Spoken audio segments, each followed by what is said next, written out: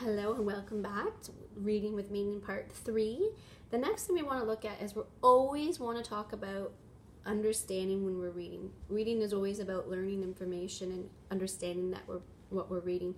So always try to ask questions when you read, maybe stop a little bit. It doesn't have to be every page, every couple pages, but at least once or twice in the book. I always try and find books that help my child with something that they're having difficulty with. You'll laugh at this one because 2 to 3-year-olds always have trouble with sharing, and that sometimes takes a long time to figure out. But this is a good one when they're in that "that's mine" stage. So we start with the book, "That's mine," and always use like a fun, exciting voice when you're reading. "That's mine." In the jungle, the mighty jungle. A little frog finds an egg. Ah, that's mine.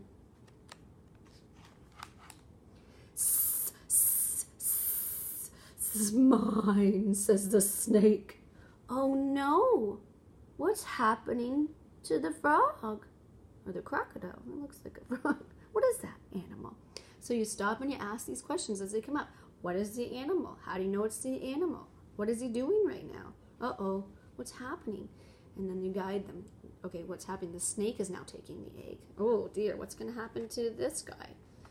And then you go to the next page. Ah! Ah! Ah! Actually, it's mine, says the eagle. Oh no. And you can think out loud. That's part of it too, is I see that the eagle wants it and the snake wants it and he wants it. What are we going to do? And then they can ask questions. You can share your thinking. Toot, toot, toot, toot.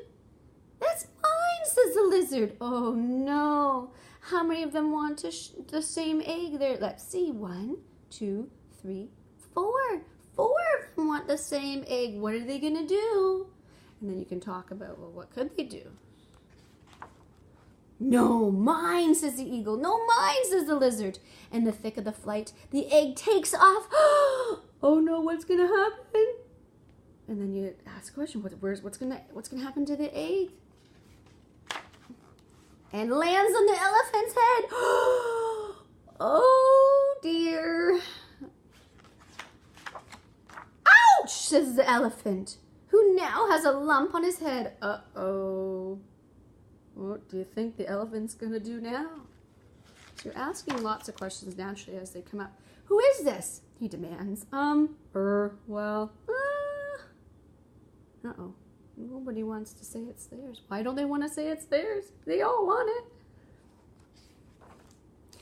It's his. No, it's his. No, his. What? Mine? Well, what do you think the elephant's going to do? Let's see. Well then, here you are, says the elephant. That's not fair. Rats.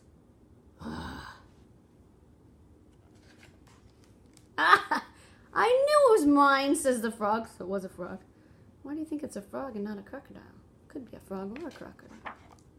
But at the moment, the egg starts to crack. And out comes what is that animal? A crocodile! How'd you know it was a crocodile?